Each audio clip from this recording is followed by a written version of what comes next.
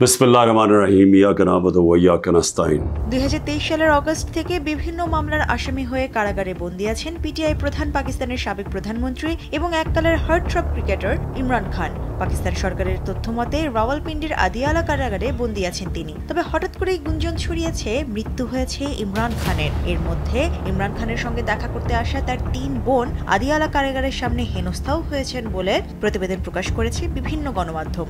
अपनी आजाद अदलिया के लिए मुझे जेल में डाला गया, मैं वाहिद लीडर था।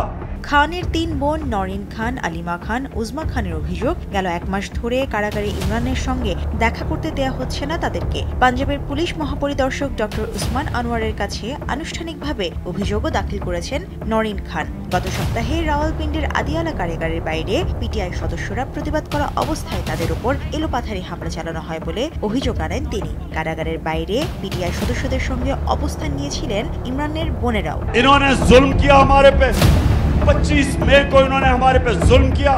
ইমরান খানের 3 বোনের দাবি, তাদের শান্তিপূর্ণ অবস্থান কর্মসূচিতে হামলা চালায় পুলিশ। কোনো ধরনের নোটিশ ছাড়াই অতর্কিত চড় থাপ্পড় ও চুল ধরে টানাহিচড়া শুরু করে পুলিশ। এতে আতঙ্কিত হয়ে পড়েন তারা। पूरी कोशिश करेंगे आपकी मुश्किलें दूर करने के लिए।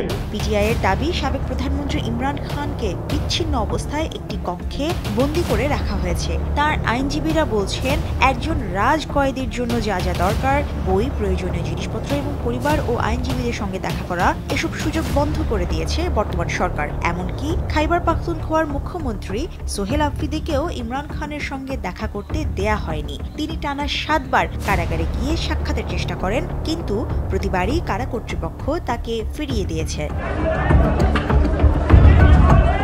2018 সালে ক্ষমতায় আসার পর 2023 সালে অনাস্থা ভোটের মাধ্যমে নাটকীয়ভাবে ক্ষমতাচ্যুত করা হয় ইমরান খানকে। তার বিরুদ্ধে বিভিন্ন মামলার অভিযোগও আনা হয়েছে, যার মধ্যে দণ্ড দেয়া হয়েছে।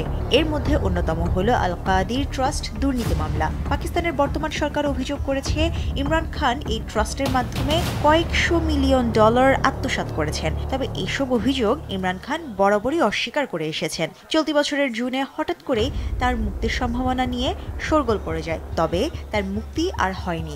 ये नवाज शरीफ की मुशर्रफ नुज़ात, देश टीवी। इमरान खान को जेल में डालो और इलेक्शन में मुझे हिस्सा ना ले सके।